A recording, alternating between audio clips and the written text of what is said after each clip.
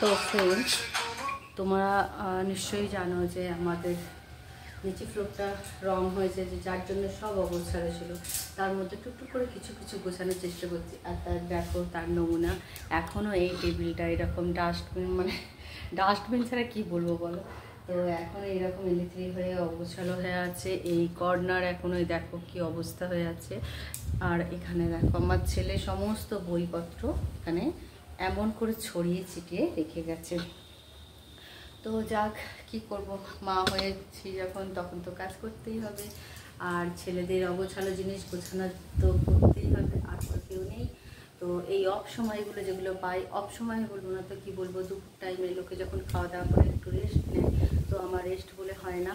আর এরকম করতে করতে ছেলে স্কুল থেকে ব্যাক করে যাবে।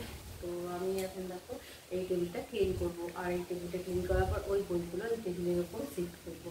তো করে দিই খানিকটা, তারপর তোমাদের সামনে আসছি। আর সত্যিই তাই, জীবনটা এরকম অগোছালো জীবন, তাকে গোছাতে হয়। আর সেরকমই ঘরকেও অগোছালো কিছু কিছু সময় হবে, আবার গোছাতে হবে।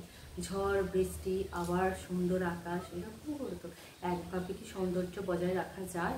সে মানুষের ক্ষেত্রেও কি, প্রকৃতির ক্ষেত্রেও কি, আর ঘরের ক্ষেত্রেও কি, সব জিনিসটা একই। রান্না করছি, রান্না করার সময় অগোছালো, তারপরে আবার ক্লিন করে রাখা। তো যাক, অনেক কথা বলে ফেললাম। তো আমি এখন গুছিয়ে নিই, কাজটা একটু এগিয়ে নিই, কারণ সময় তো হয়ে যাচ্ছে, আবার ভিডিও করবে ছেলে। তো তারপরে তোমাদের সঙ্গে আসছি নেক্সট ভিডিওতে। আর তোমাদের আমার ভিডিও কেমন লাগে অবশ্যই কমেন্ট করে জানাতে ভুলো না। কারণ অনেকেরই ধারণা থাকে যে এই ওরা এইগুলো দেখে নেয়, ঘরোয়া কাজ, এইটা এখানে ঘুরতে যাওয়া, শুধুই কি ঘোরা বেড়ানোই মানুষের জীবনের কাজ থাকে? তো আমার তো মনে হয় না সেটা। মানুষ ঘুরতে যাবে কদিন, 15 দিন, 1 মাস, কিন্তু ঘরটাই তো সব জিনিসটা।